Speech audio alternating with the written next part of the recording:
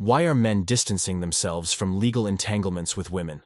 What's driving them to declare, marriage isn't worth the hassle, and choose the single life as their path to happiness? This question echoes throughout the modern landscape of relationships. Many men, frustrated by the current state of the dating market, claim that modern women fall short of offering something meaningful. They express disappointment over the apparent loss of traditional feminine qualities. In their view, today's women lack the stereotypical domestic skills, like preparing a delicious home-cooked meal with ease. What truly gets under their skin, however, is seeing a significant number of women carrying the baggage of past relationships, often with children from previous unions and multiple former partners. Men can't help but notice women flaunting themselves on social media, particularly on platforms like Instagram and Snapchat, where they eagerly seek attention and, to be fair, often receive it continuously.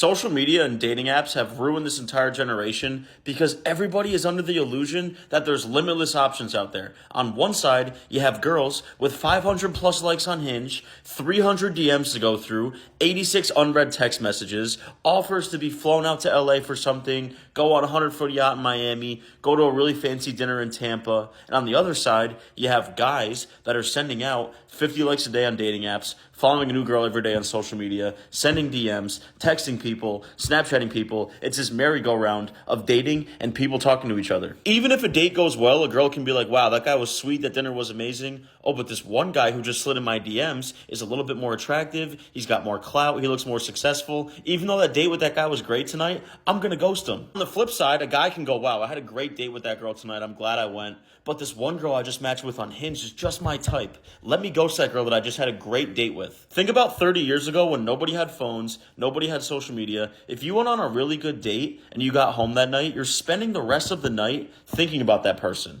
Nowadays, you go on a really good date, you come home, you scroll social media. Oh, that girl's hot. Ooh, new Hinge match. Ooh, that guy's attractive. Look at this DM. All of a sudden, the date that you went on that was really good, that you would love to follow up with, is no longer relevant and you're on to the next one. And then we have the talking phase, which is something completely made up by our generation, where you could be texting somebody every day, you could be going on dates with them, you could be FaceTiming them at night, and then all of a sudden they hit you with, I'm actually talking to somebody else, you've been great, but thank you, gotta go. 30 years ago, before phones and social media, you would not have the physical ability to lead somebody on and then go, hey, I'm actually talking to somebody else who I'm not even dating, but I can't talk to you anymore, so I got a blast. Oh my God, there are so many things wrong with dating nowadays and social media and the way that our culture works. It's insane to think about.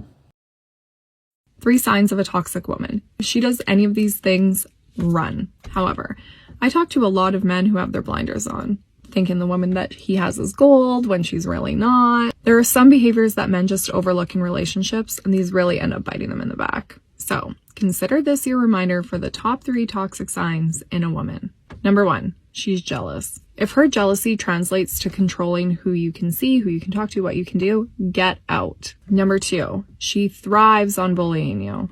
Open communication is one thing, but bullying is quite another. Are you going to put up with that? Number 3, she expects a double standard. Relationships should be an equal playing ground. So the same rules that she has for you, she should have for herself. So if she's making rules for only you to follow that don't apply to her, she's toxic. Women and attention seeking. It's a perplexing situation. Some women post alluring images to grab the attention of potential male partners. So, what can be done to change this dynamic? Well, let's delve into why many men are now steering clear of marriage. The contemporary landscape of marriage carries considerable legal consequences, causing many men to think twice about tying the knot. This is especially true in Western societies. While regions like Russia, Asia, and Eastern Europe may face different challenges, it all boils down to the risks and rewards. In today's world, marriage can feel like a high-stakes game for men, with limited potential rewards, largely due to the evolution of family law over the years. This legal transformation is one of the main reasons men are avoiding it. Family law has shifted to the point where marriage now presents a high-risk, low-reward situation for men, while women can often reap significant benefits, particularly if they choose to part ways. A staggering 80% of divorces are initiated by women, frequently with financial strategy in mind. As a result, the division of assets typically leaves men in a difficult position. Marriage trap for men. Here's the complication. Even without an official marriage certificate, simply cohabiting for an extended period in many Western countries can result in a common law marriage recognized by the state. When a split happens, the law often treats it like a divorce, complete with child custody arrangements and the division of assets, generally in favor of women. This leads to another important question. Why would a man consider marriage when he sees so many of his peers losing parental rights to women who may not prioritize their children's well-being? These men often find themselves handing over a significant portion of their hard-earned income to their ex-wives, while their relationship with their children deteriorates. This situation has led to the term divorce machines being used to describe certain women. Men deliberately avoiding marriage is a complex issue. How can one fulfill the innate desire to propagate their lineage? Evolutionarily, men are driven to spread their genetic material, while women seek partners who can provide, raise children, and manage resources to benefit the family and community. Despite these biological drives, the state of family law has become so dire that it seems irrational for any man to willingly enter into what the state defines as a marriage. Why would anyone intentionally place themselves in a scenario where the state could dictate the fate of their assets, monthly income, and parental rights? Family law often seems structured in a way that either disincentivizes fair treatment or fails to prioritize the best interests of children, frequently working against men's interests. This design of family law enhances women's hypergamous tendencies when divorce looms. As you may know, women often seek stability and opportunities to upgrade their circumstances. While some women might argue their divorces didn't play out in this way and that they financially supported their ex-partners, those cases are relatively rare. More commonly, women enter marriages seeking to secure financial benefits, and if divorce occurs, they aim to maintain or enhance their social standing, resulting in contentious divorce proceedings where they often gain control of the man's finances and assets. This dynamic highlights the challenge men face in balancing their biological urges, while women don't seem to be addressing this issue. Historical comparison. Let's make a historical comparison. When indigenous populations encountered European settlers in North America, the odds were stacked against them. The settlers had cannons and rifles, while the indigenous had only spears and wooden arrows. It was a clear disadvantage. This scenario mirrors what men often face in marriage today. The legal system appears to unleash a barrage of challenges against men, akin to firing bullets while men defend themselves with sticks. In the realm of intimacy, women generally hold a distinct advantage during marriage or divorce. For things to improve, and for men to consider marriage as a viable option, incentives must be introduced into the equation. Men should be presented with more balanced incentives throughout the marriage process. At the root of many global issues lies a lack of personal accountability and humility, qualities that seem scarce among modern Western women. It's important to note that many of these women are far from truly single. They often have multiple suitors, albeit primarily for casual purposes. Adopting a combative, self-serving attitude tends to deter potential partners from seeking long-term relationships. Sadly, many women only realize this later in life, when their physical appeal begins to fade. By then, it may be too late to reverse their course, and they often blame men for their situation. Women's toxicity. I'm dating you, I'm not dating your kids.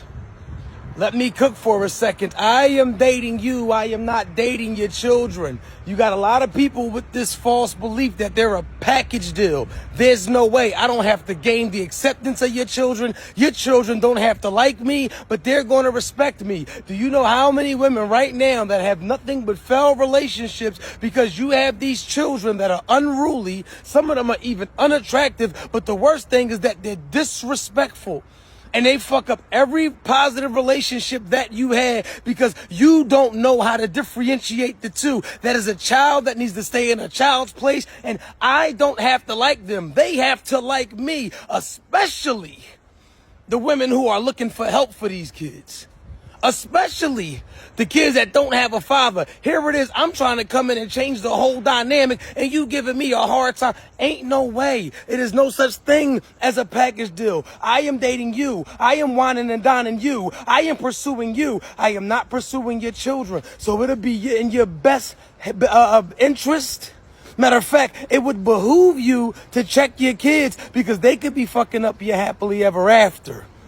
Am I lying? The link in the bio right now. Grab my books, Complicationships. They're not that into you. What the fuck is a trauma bond? You buy two, I'll send you the third one for free. Book a session if you need to talk. I'm gone.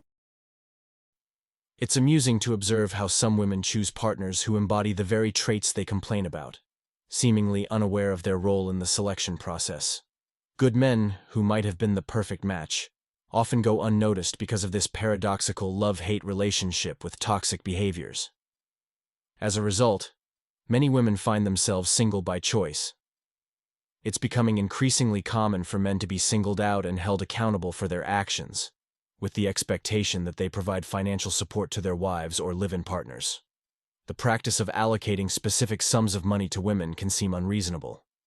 Men are now being viewed as financial offenders, penalized for managing their finances within relationships. From my perspective, feminism, which once aimed for gender equality, has morphed into something quite different. While its original goals, like securing voting rights, access to cars, and employment opportunities for women, have largely been achieved, the movement has failed to evolve in line with its objectives. Instead, it has become more authoritarian, threatening the social and family structures prevalent in much of the Western world. It's even challenging the concept of nuclear families, with men becoming more hesitant to marry, and women trying to assume traditionally male roles within households. And that concludes today's discussion on MGTOW Voice. Don't forget to like, subscribe, and hit that notification bell to stay updated on future videos. Share your thoughts in the comments below, and I'll see you all in the next video.